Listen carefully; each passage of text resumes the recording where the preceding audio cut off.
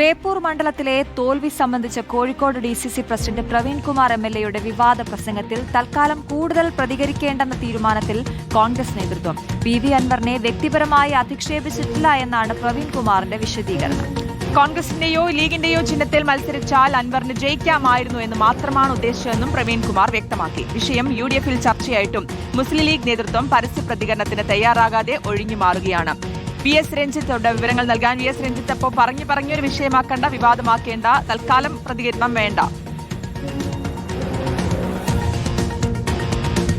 അതുതന്നെയാണ് തൽക്കാലം ഈ കൂടുതൽ പ്രതികരണത്തിനില്ല എന്നുള്ളതാണ് ഡിസിസി പ്രസിഡന്റും അതുപോലെ തന്നെ ഭാരവാഹികളുമൊക്കെ അറിയിച്ചിട്ടുള്ളത്.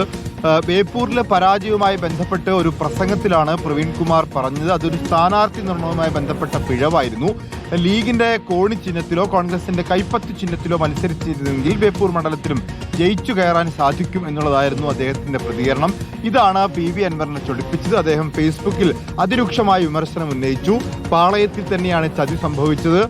തന്നെ മന്ത്രിയാക്കും എന്നുള്ള വി.ഡി. സതീശന്റെ പ്രഖ്യാപനം വന്നതോടുകൂടി ജില്ലയിലെ മന്ത്രിസ്ഥാനം ആഗ്രഹിച്ച ചിലർ അതിൽ പിന്നിൽ നിന്ന് കുത്തുകയാണ് ഉണ്ടായത്. അപ്പോൾ അത് ആരൊക്കെയാണെന്ന് തനിക്ക് നേരത്തെ അറിയാം.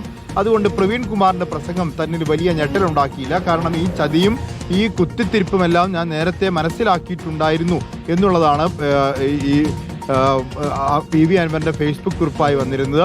ഈ ബേപ്പൂരിൽ പരാജയപ്പെടാൻ കാരണം യു.ഡി.എഫിനകത്ത് തന്നെ ചിലർ തന്നെ പരാജയപ്പെടുത്താൻ ശ്രമിച്ചു എന്നൊരു പരാതി പി.വി. അൻവർ പാർട്ടിക്ക്, കോൺഗ്രസിനും ലീഗിനും രഹസ്യമായി തന്നെ നൽകിയിരുന്നു. പക്ഷെ അത് പരസ്യമായി പ്രതിഷേധിക്കാൻ അദ്ദേഹം തയ്യാറായിരുന്നില്ല. പ്രവീൺ കുമാറിന്റെ ഈ പ്രസ്താവന വന്നതോടുകൂടി പരസ്യമായി തന്നെ അദ്ദേഹം ആ ആരോപണവുമായി രംഗത്ത് വന്നു. പി.വി. അൻവർ ഇപ്പോൾ നാട്ടിലില്ല. അദ്ദേഹം ഈ ആരോപണത്തിൽ ഉറച്ചു നിൽക്കുമോ?